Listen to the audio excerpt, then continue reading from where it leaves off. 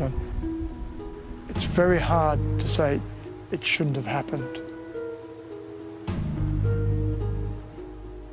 It really shouldn't have happened. They died trying to join the SAS, but neglect and poor planning helped kill them. They displayed no responsibility, no accountability, and no humility for their role in creating the culture which led to the events of the 13th of July 2013. Today's inquest exposed gross failures and damning truths about the risks taken by the Army. We are truly sorry for all the mistakes that the coroner identified today. Tonight, we follow the route of the fatal march on the Brecon Beacons, and we ask why no one stopped it before it was too late.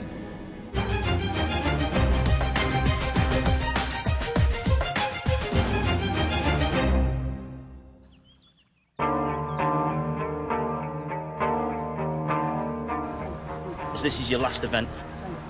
You obviously know what you're here for, and it is the toughest, and I'll make no bones about that. This is the toughest route that you'll do. They're about to follow in the footsteps of soldiers aiming to join the SAS. This is where it's going to test you both navigationally and physically and mentally. The test is to march 16 miles across the Brecon Beacons, carrying 50-pound packs on their backs. Ex-Special Forces soldier Jason Birch passed the military test, and now he runs a company giving civilians a taste of what it's like. It's very tough, it's very demanding. As I say, this is an infamous part of test week, an infamous part of selection itself. You're giving it your all, you're determined, you've trained hard for it, you're single-minded in wanting to finish it. This event is helping to raise money for a veterans charity. It's being supported by the father of Corporal James Dunsby, one of the 3 reservists who died after taking part in the SAS selection test 2 years ago.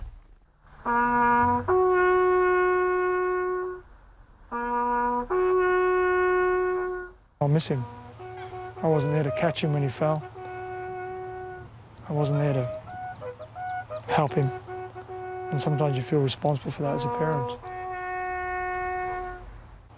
One of the other parents did the same thing. So I knew I wasn't alone. After James died, David completed his son's unfinished journey across the Beacons. He says he feels close to him there, in the mountains. But I don't have a headstone. I don't have his ashes. I just got there. I find peace. I can talk to him. That day I was on the mountain, I'm pretty certain I talked to him when I was deciding to give up. And I half expect him to come out from behind a tree and says, "What are you doing, old man? Better go home." Yesterday was the 2nd anniversary of the tragedy which claimed Corporal Dunsby's life, and those of reservists Craig Roberts from Conwy and Edward Mayer from Hampshire.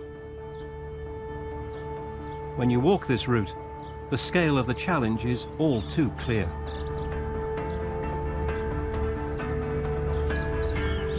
For 2 years, the families have been asking the same question. Could these deaths have been prevented? So far, no one has been prosecuted over what happened here. At the inquest, the Army were asked to account for why they hadn't followed their own safety guidelines, why there weren't any more medics and radios. There were questions, too, about equipment, and why some witnesses couldn't remember vital facts.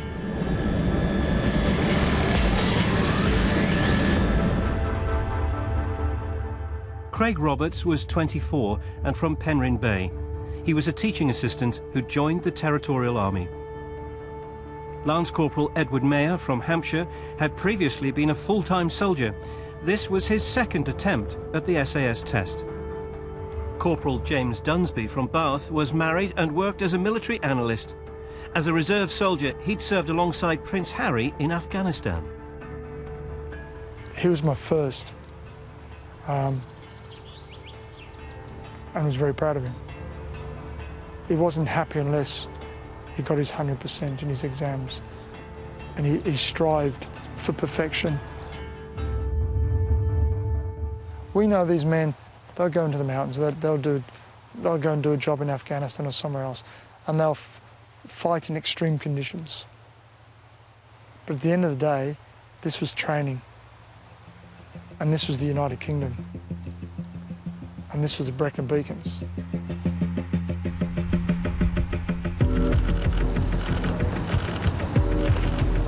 The families arrived at the inquest today hoping for an uncompromising verdict. The coroner's conclusions were devastating. There'd been a complacent attitude to risk, gross failures, and a delay in treatment amounting to neglect. They displayed no responsibility, no accountability, and no humility for their role in creating the culture which led to the events of the 13th of July 2013. Even an ounce of this would have gone such a long way in acknowledging the vast catalogue of errors which were so clearly made. James would have been so hugely disappointed by the behaviour of an organisation for which he had fought for and to which he ultimately lost his life. Craig Roberts' parents said they'd be making a statement later, and the family of Edward Mayer said that while they supported the Special Forces, training must be fit for purpose.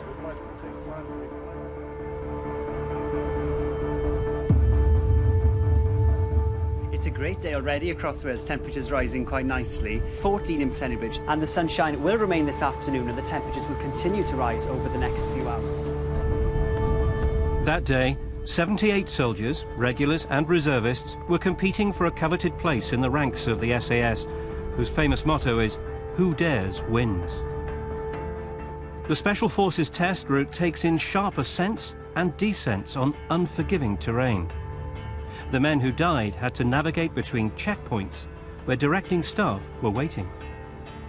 But the failure of those in charge to properly assess the risks that day was an important factor which led to 3 deaths and other soldiers going down with heat-related injuries.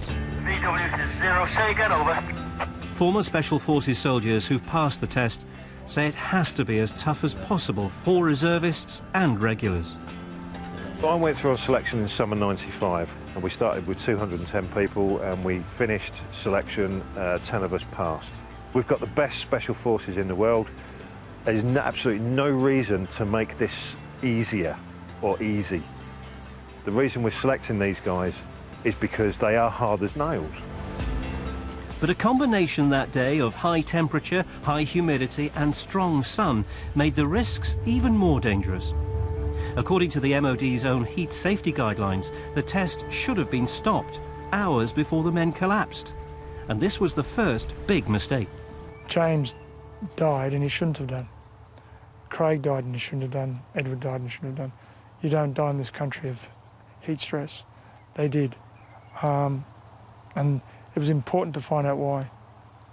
And it's very important that it doesn't happen again.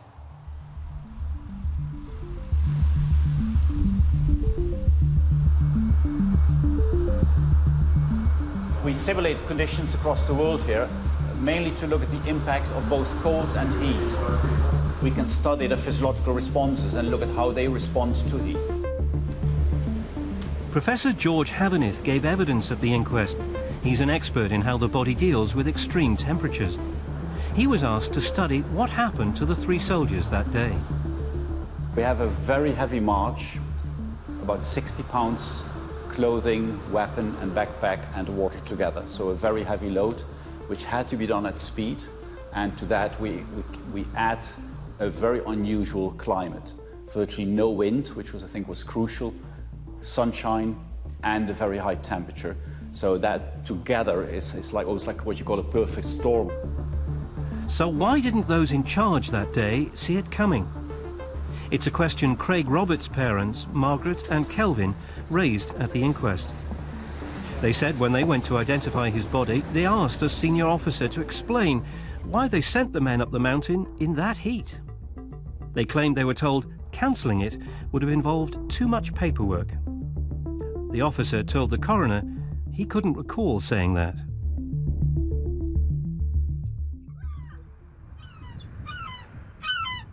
In Penryn Bay, those who knew Craig said he was a young man who thrived on a challenge. He was a high achiever. One of the things which caused him to be a good student and a very successful student was his determination to succeed. Viv Morgan taught Craig in the sixth form at Ysgol John Bright in Llandudno. After university, Craig joined the Territorial Army, and the SAS was his ultimate aim. He would have really pushed himself to achieve his goal. I mean, he wanted to get into the group that he wanted to, which was very high standards, and Craig would have tried his damnedest to get into those. What a shame it was, really, that a young man should be cut short in his prime.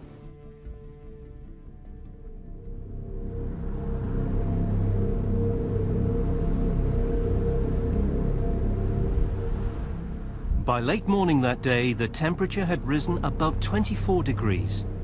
The men were 4 hours into the test, near checkpoint 3. By this point, 2 other soldiers had already collapsed with symptoms of heat illness. Symptoms for that are dizziness, fatigue again, of course, headaches, but also things like confusion, and in worst case, even that the sweating stops. And of course, as soon as the sweating stops, your body temperature will rocket. Very often the kidneys shut down, the liver shut down, so you get what we call multi-organ failure. So we're feeling 546? Good, thanks, Staff. Been drinking? Yeah, plenty. Eating? Yeah, Staff. Spotting the signs is vital. Yes. Today, the competitors are challenging themselves. For the Special Forces test, checkpoint staff give the men water and question them to make sure they're fit to carry on. Down to the car park, fill up with your water. Staff. One of the symptoms of the heat injuries is confusion, and that's one of the reasons why they go through this kind of simulated question scenario with you. These kind of injuries can be missed purely because the nature of this route march itself, there won't be a lot of difference in the way you look from someone suffering from a heat injury to someone that's just absolutely shattered from doing the route march itself. Yeah, that's great. The men were wearing tracking devices sending a signal back to a command vehicle. The system is designed to track the progress of the candidate so that if anyone got into difficulty, the men in charge would know. This was one of the military's toughest tests. An enormous challenge on any day. But on that day, the temperatures were in the high 20s and the risks were even greater. That day, by 1 o'clock, 2 other soldiers had collapsed. By now, alarm bells should have been ringing, but they weren't. And this was the second big mistake. The exercise should have been stopped. So whatever the people on the ground would say, the documentation states the first case of heat illness, you have to stop the exercise. There is official MOD guidance on how to avoid and deal with heat illness. The people didn't really know what was inside the document, so even though they referred to it, they didn't really know what to do. And I think that's a crucial part, and I think if the risk assessment would have been done properly, including the knowledge of the heat stress document, I'm sure these deaths could have been prevented.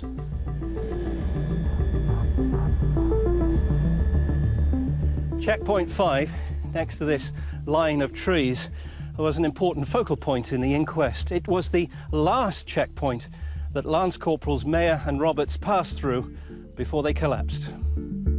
Beyond this, they faced a steep uphill climb, and the inquest was told that had they been stopped here, they would have survived. Craig Roberts was heading towards one of the toughest parts of the course. Well, VW Valley, it stands for Voluntary Withdrawal Valley, and the name speaks for itself. It's infamous upon the course, and a lot of guys, yeah, they voluntarily withdraw at this point because of how steep it is. The ingredients are all there for a bigger risk. Craig tried cooling himself in the river, but he didn't make it out of the valley. This is where Craig Roberts was found after he collapsed. At the inquest, one of the recruits said they tried for 2 hours to save his life, but it was too late. The men needed urgent help, but it didn't come quickly enough. We know that in heat illness and heat stroke, you have to be there in the first 30 minutes with aggressive cooling in order to give a good chance of survival. So if you don't find them for an hour to 2 hours, the chance of these people surviving is, of course, very low.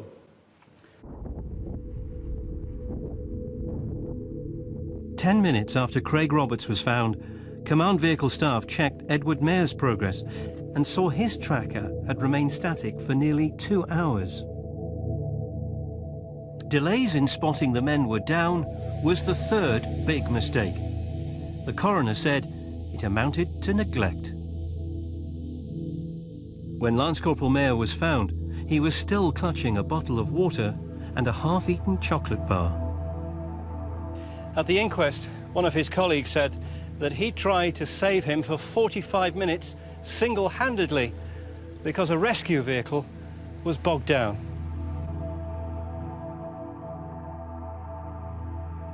James Dunsby had made good progress, and no one spotted signs of heat illness at his last checkpoint on the top of Pen y Fan.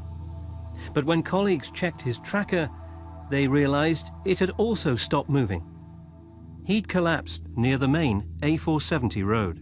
If they would have been treated quicker, they would have had some chance of survival.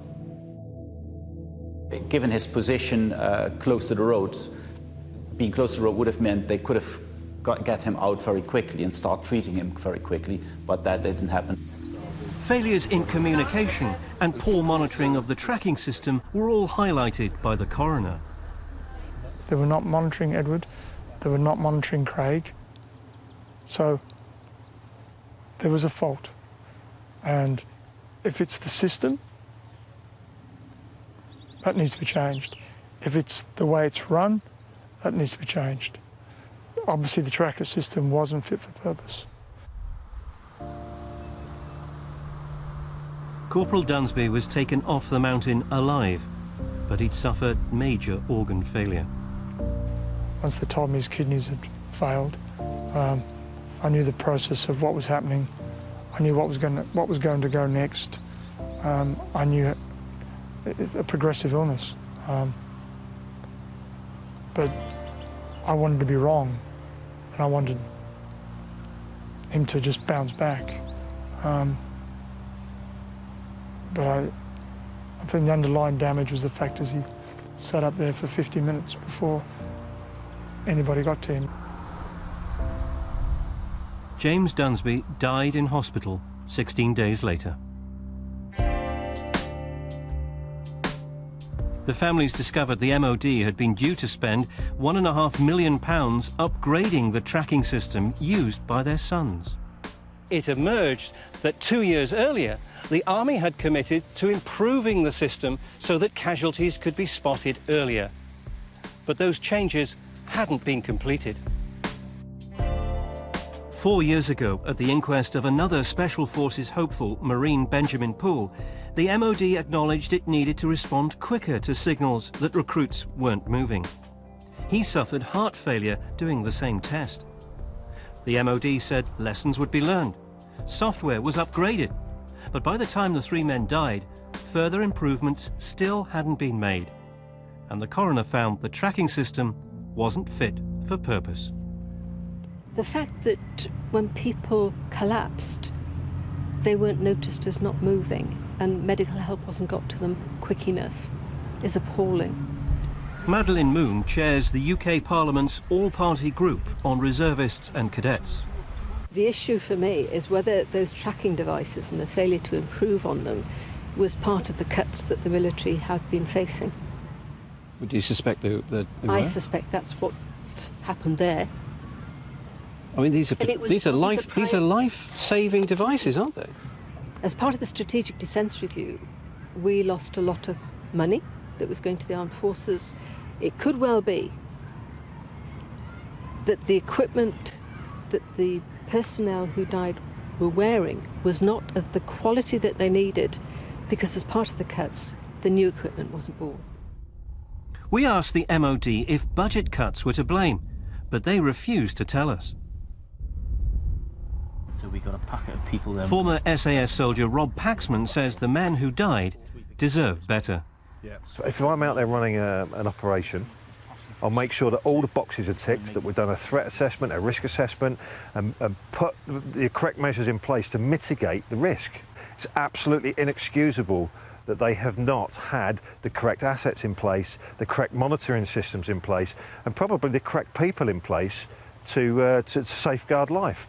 It's an incredibly difficult test. Selection is not easy at all. Yeah? But what you can do is you can actually start looking after the guys a bit better. This is another Special Forces exercise going dramatically wrong.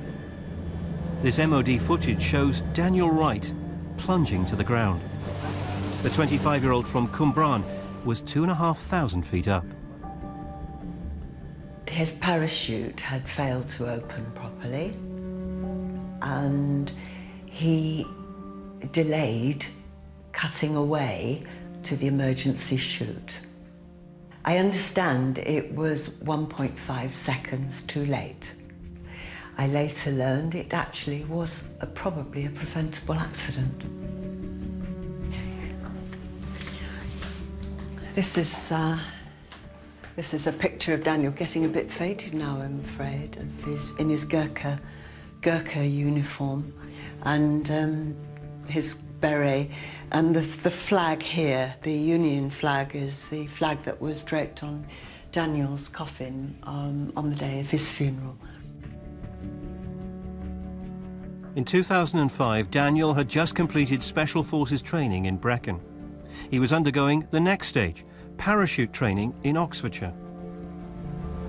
Carol wanted to see for herself what had gone wrong, so she went to the scene and studied the evidence. It was traumatic to see, of course, and to see, his body in the ditch beside the road. That was extremely traumatic. But, he's my boy. I had to know what had happened to him right up until the moment of his death. At the time, trainees weren't given radios to listen to instructors on the ground. Loud hailers were used. But after Daniel's death, Carol was sent a leaked MOD email written months earlier. It warned there could be a major incident unless radios were introduced. Oh, I was horrified and very angry that they could have put my son's life at risk, and that those warnings had not been heeded. The MOD said a board of inquiry found no procedural or training failures. There'd been 30,000 successful jumps without incident.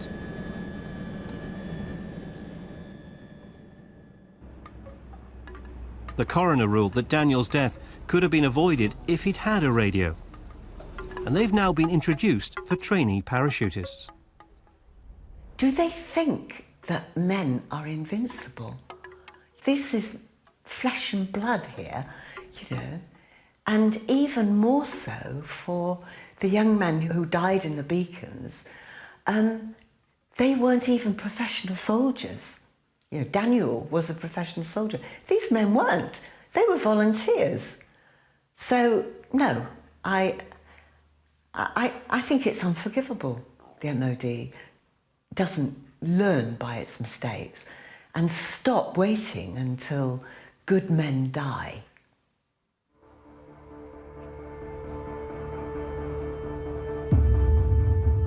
Reservists are part-time soldiers, and many have civilian day jobs. On that day, 3 died and 7 others needed medical attention. They hadn't been acclimatized in the heat to the same extent as regular soldiers, despite MOD safety guidance. The director of Special Forces at the time told the coroner he'd been unaware and surprised by that. Historically, training had been the same. Now, if we look at the soldiers in the field on the day, the regular troops had worked all week long and the temperature was slowly increasing over the week. Now, if we go to the reservists, who of course came from their normal working environment, from their homes into the location for the weekend, straight went into this very heavy exercise. They were not acclimatized. And acclimatization has a big impact on how well you perform and how well you can cope with the heat. So compared to the regular soldiers, there was a big difference. The government plans to rely far more on reservists in the future. But this case has raised the question about whether it's right for the MOD to recruit part-time volunteers into special forces. These three very brave and strong young men desperately wanted to prove themselves and push themselves too far. Are we expecting too much of them? Are there some roles that, unless they were full-time, they should not be part of? To be honest, I think reservists would be insulted by that suggestion. They would want to know that anything that a regular can do, they should be able to do if they so wished. Will you have enough hours in the day to dedicate yourself to it in the way that a professional does? And again, I take you back to, that's down to training and risk assessing. The coroner said those in charge failed to amend the risk assessment that day. The medical and evacuation plans were inadequate, and there wasn't enough water to cool casualties. 2 years after losing his son, David Dunsby has been left with unanswered questions and no personal apology. In the court, everybody come along and I like to apologise, but no one has actually come up and says, I apologise for his death. No one has taken responsibility, because that's what we asked for. Well, that's what I asked for. If somebody could have taken me in months and months ago into a room and said, David, I'm responsible officer on the day, I think I perhaps would have felt a bit better, but nobody did, and I don't really expect them to. Dyfed-Powys Police investigated the deaths. The Crown Prosecution Service decided there wasn't enough evidence to warrant a criminal prosecution for manslaughter caused by gross negligence. The Health and Safety Executive did find failures in the way risk was assessed, and it's still investigating. But the internal MOD review into what went wrong hasn't been published. I'd like to see some of that made public. My personal choice would be a public inquiry, so that there is a full examination of what happened. What I wouldn't be happy to see is it just tucked away, forgotten, and we move on. Madeleine Moon will also be asking the Defence Secretary if budget cuts were the reason why the trackers weren't upgraded sooner.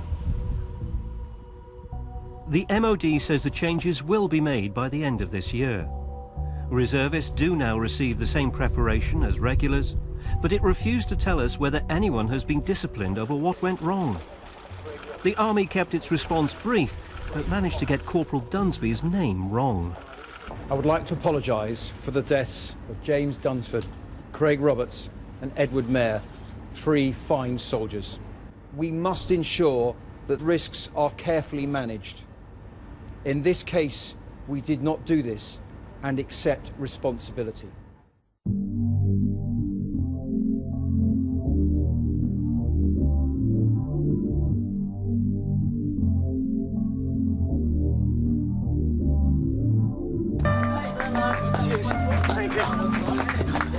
All the competitors in this civilian event have returned tired but safe. Well then, buddy.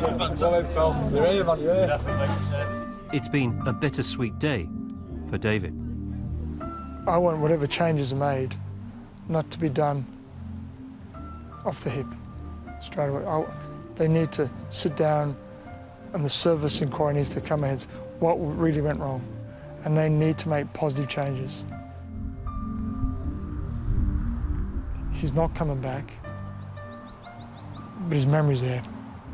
And I hope that he's looking down and thinking, well, we've done the right thing.